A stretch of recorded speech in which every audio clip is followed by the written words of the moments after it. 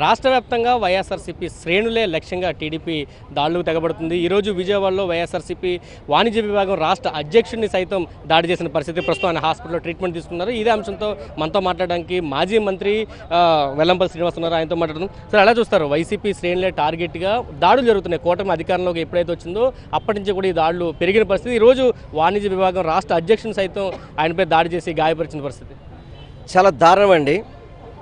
రాష్ట్ర ప్రజలు వారికి అఖండ విజయం ఇచ్చినప్పుడు ఆ విజయాన్ని ప్రజలకు మంచి చేయడానికి వినియోగించాలి. అలా కాకుండా కక్షపూరితం, ఎవరైతే మాకు ఓటు వేయలేదని చెప్పి వాళ్ళ మీద దాడులు చేయడం, లేకపోతే వైఎస్ఆర్సీపీ శ్రేణులు ఎవరైతే యాక్టివ్గా ఉన్నారో వాళ్ళందరి మీద దాడులు చేయడం అనేది చాలా బాధాకరం. ఇటువంటి గతంలో ఎన్నడూ కూడా గతంలో జరగలేదు. కానీ చంద్రబాబు నాయుడు కూటమి ప్రభుత్వం వచ్చాక దారుణంగా వైఎస్ఆర్సీపీ శ్రేణులు కావచ్చు, వైఎస్ఆర్ రాజశేఖర రెడ్డి గారి విగ్రహాలు కావచ్చు, వైఎస్ఆర్సీపీ పార్టీ యొక్క ఆస్తులు కావచ్చు, వైఎస్ఆర్సీపీ అంటే దాడులు చేయడం అనేది చాలా బాధాకరం. యావత్ రాష్ట్ర ప్రజలందరూ కూడా దీన్ని ఖండించాలా. ఎందుకంటే రాష్ట్రంలో మీకు అంత మెజార్టీ ఇచ్చింది దేనికండి? ఈ రాష్ట్రంలో ప్రజలకు మంచి చేస్తారని, ప్రజలకు అభివృద్ధి చూపెడతారని, ప్రజలకు ఏదో మంచి చేస్తారని చెప్పి మీకు ఓట్లేస్తే మీరు వచ్చి కక్షపూరితంగా ఎవరైతే వైఎస్ఆర్సీపీలో యాక్టివ్గా ఉన్నారో వాళ్ళందరినీ కూడా దాడులు చేయడం. మా సెంట్రల్ నియోజకవర్గంలో సుమారుగా దాదాపు 35 మంది పైన దాడులు జరిగినాయి. దాంట్లో కొన్ని కేసుల వరకు వెళ్ళినాయి, కొన్ని కేసులు కూడా కాలేదు. నడి రోడ్డు మీద మా కార్పొరేటర్ భర్త మైలవరపు దుర్గారావు అని చెప్పని చెరువు సెంటర్ అంటే నడి రోడ్డు మీద ఉదయం 4 గంటల సాయంత్రం 4 గంటలకి అతని మీద దాడి చేశారు. ఈరోజు లోటస్ అంటే ఒక గేటెడ్ కాంపౌండ్ హౌసెస్ ఉండేది, చాలా అఫీషియల్ ఏరియా. ఉదయం 8 గంటలకి 8:30 గంటలకు ఆ టైంకు 6 వెళ్ళి మా వాణిజ్య విభాగం అధ్యక్షుడు, మా ఆర్యవేశ నాయకుడు కూడా అతని మీద దుర్మార్గంగా ఒక 6 వచ్చి దాడి చేయడం. ఎక్కడికి పోతుంది సంస్కృతి? ఏమైపోతుంది అంటే ఎల్లవేళ కూడా కాలం మీ చేతిలో ఉండదు. అంటే ముఖ్యమంత్రి చంద్రబాబు నాయుడు కానీ ఉప ముఖ్యమంత్రి పవన్ కళ్యాణ్ గారు ఇద్దరు చెప్తున్నారు కక్షలో కార్పణ్యాలకి తావు లేదు, ప్రజాపాలన మీద దృష్టి పెడతామని ఒక పక్క చెప్తుంటే, ఇంకో పక్క ఎక్కడికక్కడ దాడులు రోజు చూస్తున్నాం. నిత్యం దాడులు జరుగుతున్నాయి, ఇళ్లలు తగబెడుతున్నారు. ఇక్కడ తిరువూరులో కూడా చూసాం, స్వయంగా ఎమ్మెల్యే వెళ్ళి ఒక ఇంటిని ధ్వంసం చేసిన పరిస్థితి. ఇటువంటి ఎలా చూడాలి?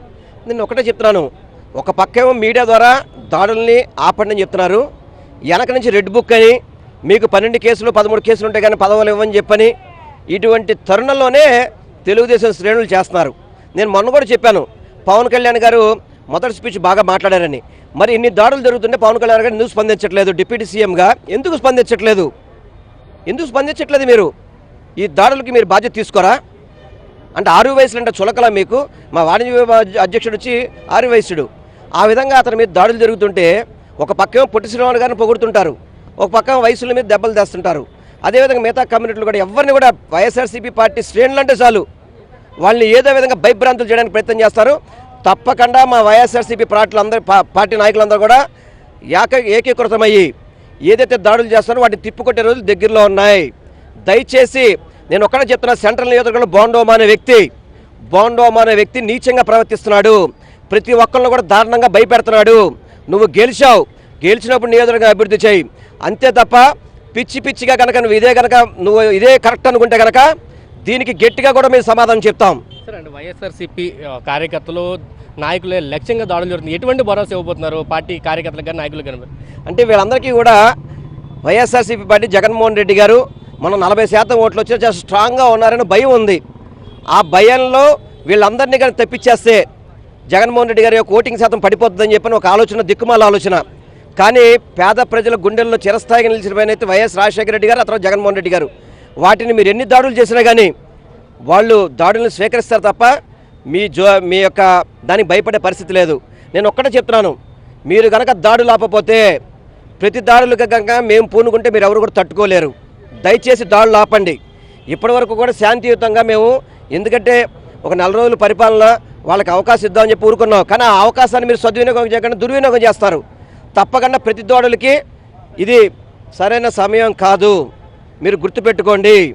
ఈ దాడులు ఆపకపోతే మాత్రం వైఎస్ఆర్సీపీ పార్టీ తరఫున మీ అందరం కూడా మీకు బుద్ధి చెప్పే రోజులు అతి తొందరలో ఉంటాయని మాత్రం మీ అందరికీ తెలియపరుస్తున్నాను. ఇది చెప్తున్నారు. పూర్తిగా కూటమి అధికారంలోకి వచ్చిన నెల రోజుల కాలంలో కూడా ప్రతిరోజు వైఎస్ఆర్సీపీ కార్యకర్తలు నాయకులు లక్ష్యంగా దాడులు జరుగుతున్నాయి. ఖచ్చితంగా టీడీపీ దాడులకి పూనుకోవడం మానుకోవాలంటూ కూడా హితవు పలుకుతున్నారు. కార్యకర్తలు కాపాడుకోవడం కోసం వైఎస్ఆర్సీపీ ఎంత దూరమని వెళ్తుంది, ఆ పరిస్థితి టీడీపీ తెచ్చుకోవద్దంటూ కూడా హెచ్చరికలు జారీ చేస్తున్న పరిస్థితి కనిపిస్తుంది. కెమెరా పర్సన్ వెంకటతో కలిసి సురేంద్ర, సాక్షి టీవీ, విజయవాడ నుంచి.